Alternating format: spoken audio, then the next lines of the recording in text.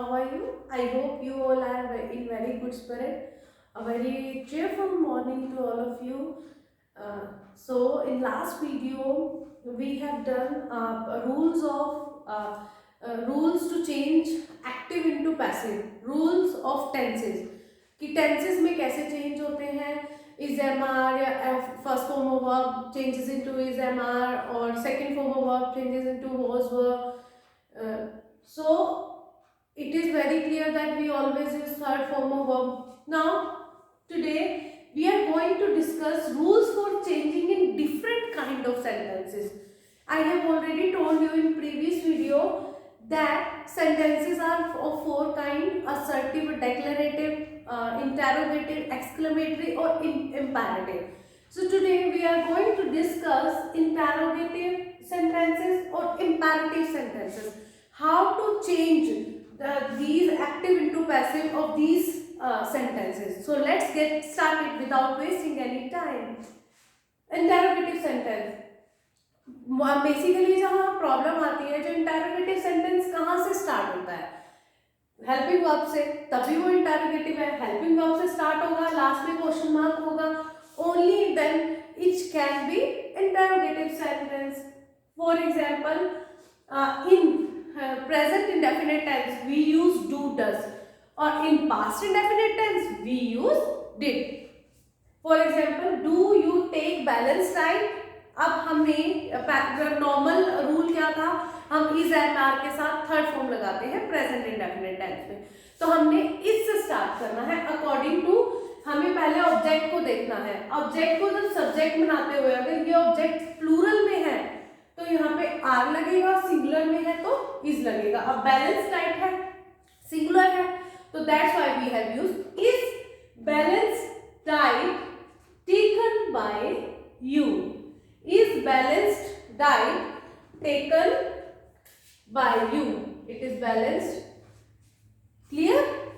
So is balanced diet taken by you. This is active and we have change into passive. और इसका question mark ही रहा. इसमें इतना सा ध्यान रखना है, अगर एक्टिव में इंटरोगेटिव सेंटेंस है, हम इंटरोगेटिव को अफर्मेटिव या नेगेटिव किसी में नहीं, interrogative will remain interrogative. Means question mark है तो उसको क्वेश्चन मार्क सेंटेंस ही रखना है, उसको पॉजिटिव अफर्मेटिव सेंटेंस नहीं बनाना. सो इसमें भी हम हेल्पिंग वर्ब से स्टार्ट करेंगे. After that, did he blame you. This is did कहाँ यूज करते हैं हम? पास्ट इंडेफिनिट टेंस में. तो पास्ट इंडेफिनिट टेंस में जब हम एक्टिव पैसिव में चेंज करते थे we use was verb plus third form of verb. तो वही अब हम पहले इसको देखेंगे. इसको हमने सब्जेक्ट बनाना है, यू प्लूरल है, इसके साथ हम लगाएंगे वर्ब, ना कि लगाएंगे was. Were you blamed. Blame की थर्ड फॉर्म क्या है? ब्लेम बाय ही का चेंज हो जाएगा him. Were you blamed by him. और यहाँ आ जाएगा क्वेश्चन मार्क.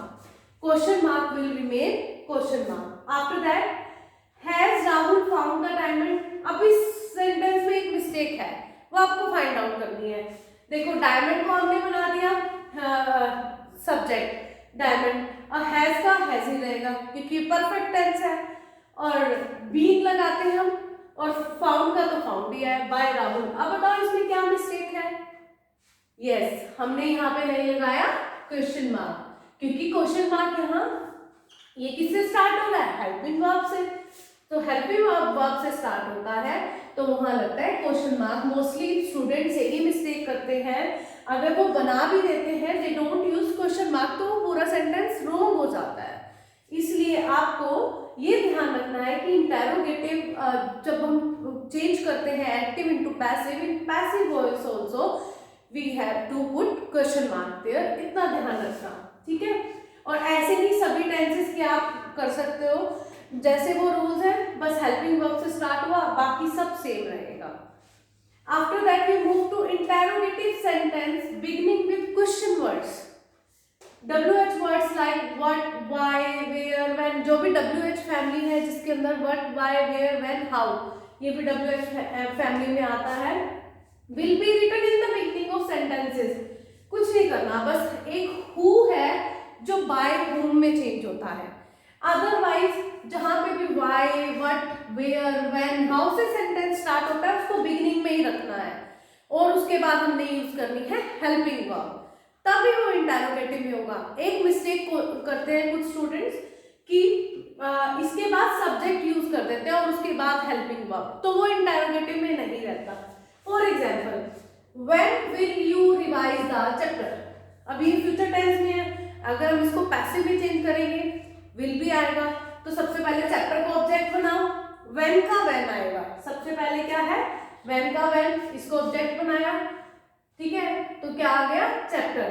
अब विल जो है ना वो हमने चैप्टर के बाद नहीं यूज करना, वो हमें चैप्टर से पहले ही यूज करने हैं।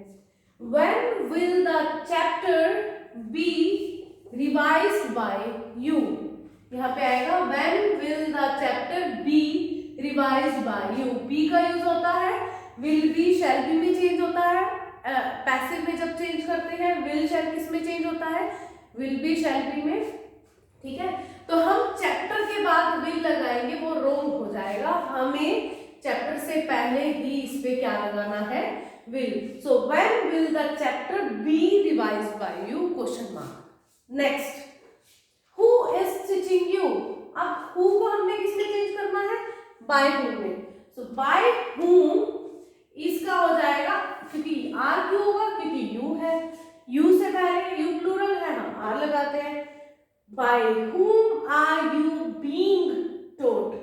is mr जैसे ये है कॉन्टिन्यूस टेंस, इनके साथ हम is am are first form of verb ING लगाते हैं, पर जब हम इसको पैसिव में चेंज करते हैं हम बीइंग ऐड करते हैं। So by whom are you being taught, right. इतना समझ आया कि हमें इंटरोगेटिव को इंटरोगेटिव में ही रखना है, हमें उसको चेंज नहीं करना। Next, imperative sentence. अब ये वाले आ जाते हैं जिसमें सबसे ज्यादा कंफ्यूजन होती है, but these are the simplest. इसमें हमें या तो लेट लगाना है, उसके बाद हम ऑब्जेक्ट और उसके बाद be plus third form of verb.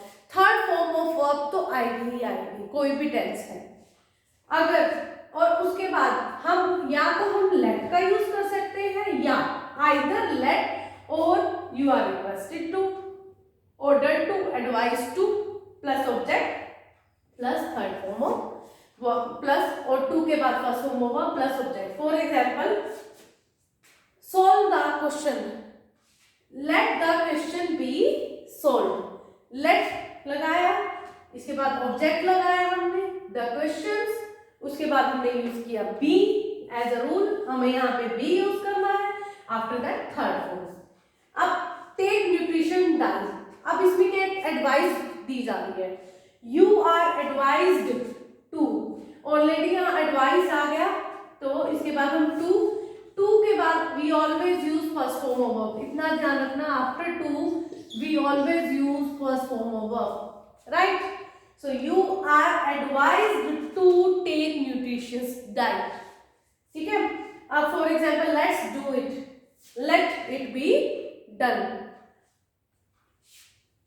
Clear हुआ इतना कि इंपैरेटिव सेंटेंस में हमें क्या करना है, दो चीजें हैं इंपैरेटिव सेंटेंस में, either we start we change into using let और we can use you are requested to, order to. Imperative sentence होते क्या है, जिनमें कमांड, रिक्वेस्ट ये होती है, ठीक है, जिसमें कमांड भी होती है, रिक्वेस्ट भी होती है, ऑर्डर भी होता है, तो वही हमने यूज करना है। यू आर रिक्वेस्टेड, जहां रिक्वेस्ट लग रही है, जिस सेंटेंस में ऐसे लग रहा है कि हमसे, for example, please bring a glass of water, अगर ऐसे आ गया प्लीज, इसमें क्या हो रही है, रिक्वेस्ट हो रही है, ठीक है। Order bring a glass of water, this is order. और उसके बाद एडवाइस, एडवाइस में आ गया don't go there, it is very rainy slippery area, तो एक simple don't go there. Imperative sentence की सबसे बड़ी पहचान क्या होती है, ये एक्शन वर्ड्स के साथ स्टार्ट होते हैं। एक्शन वर्ड्स मींस वर्ब के साथ स्टार्ट होते हैं, bring water, close the window, open the door, do not go here there, okay. So obey your parents, सो इसमें ओबे, ब्रिंग, क्लोज, ओपन, ये सारे आपने नोटिस किए होंगे, ये सारी वर्ब्स हैं, क्या है, वर्ब्स। तो जो सेंटेंस वर्ब से स्टार्ट होते हैं वो इंपैरेटिव होते हैं। तो इंपैरेटिव में हमें क्या चीजें करनी है, या तो हम लेट से स्टार्ट कर सकते हैं, और हम यू आर रिक्वेस्टेड टू, और रिक्वेस्टेड टू के बाद हम फर्स्ट फॉर्म ऑफ वर्ब का यूज करेंगे, ठीक है।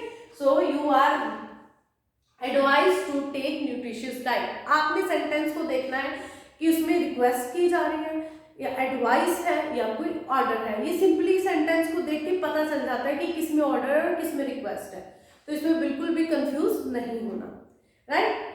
सो नेक्स्ट हम करते हैं मॉडल्स। अब ये होने के बाद हमारे सिर्फ रह गए हैं मॉडल्स में क्या यूज करते हैं हम।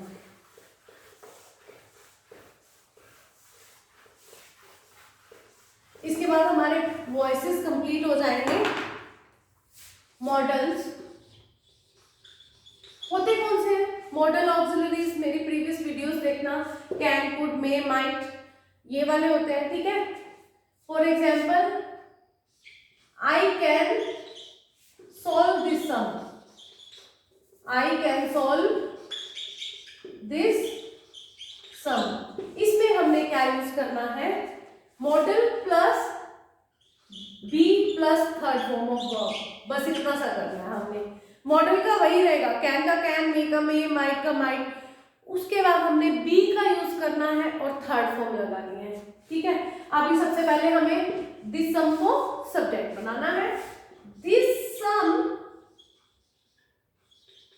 कैन बी, अब कैन लगा दिया हमने, मॉडल आ गया। उसके बाद हमने लगा दिया be, and after that what is the third form of solve? Sold, right? Sold. After that we will use by. क्या यूज करेंगे, by me. This sum can be sold by me. So models are quite simple. अगर models में तुम्हारे voices आते हैं that are quite simple, हमें वैसे ही model का यूज करना है। We have to only use be plus third form of verb, क्योंकि ऑलवेज जितने भी मॉडल्स हैं उनके साथ हम यूज करते हैं फर्स्ट फॉर्म। बट अगर उसको पैसिव में बनाना है तो हमें थर्ड फॉर्म यूज करनी पड़ेगी। अब डायरेक्टली कैन के साथ हम थर्ड फॉर्म नहीं यूज करते, इसलिए we have taken help of be. इसलिए हमने बी को हेल्प ली, बी को बीच में सेट किया, फिट किया, उसके बाद हमने मजे से थर्ड फॉर्म यूज की, राइट। आया समझ आपको? तो जितने भी डिफरेंट काइंड ऑफ सेंटेंसेस होते हैं उसमें थोड़ी सी कंफ्यूजन हो जाती है, बट अगर हम उनको अच्छे से पढ़ें, उनके रूल्स पढ़ें और कुछ प्रैक्टिस करें। प्रैक्टिस मेक्स अ, सिर्फ रूल्स पढ़ने से ही ग्रामर नहीं आती, आपको प्रैक्टिस करनी पड़ेगी। For example, you have watched my video, you have gone through all rules और आपको समझ आया। After that you have to take book और आपको कन्वर्ट करके देखना है, चेंज करके देखना है एक्टिव टू पैसिव में, तब आपके डाउट्स आएंगे कि इस सेंटेंस में कैसे होगा। Then you can go through again the video और फिर से आप अच्छे से रूल्स, तब आपको जाके अच्छे से समझ आएगा। तो practice makes a man perfect, so keep doing practice, only then you can master grammar. उसके बाद आपके किसी भी कोई भी कॉम्पिटिटिव एग्जाम है या क्लास एग्जाम है, उसमें आपको ग्रामर बहुत इजी लगेगी and you can easily get full marks in grammar, right. So my all the rules I have completed in active passive in previous videos also. Don't forget to like, share and subscribe, and if you really like my videos, and thanks for watching. We will meet again. Till then, take care, have a cheerful day, bye.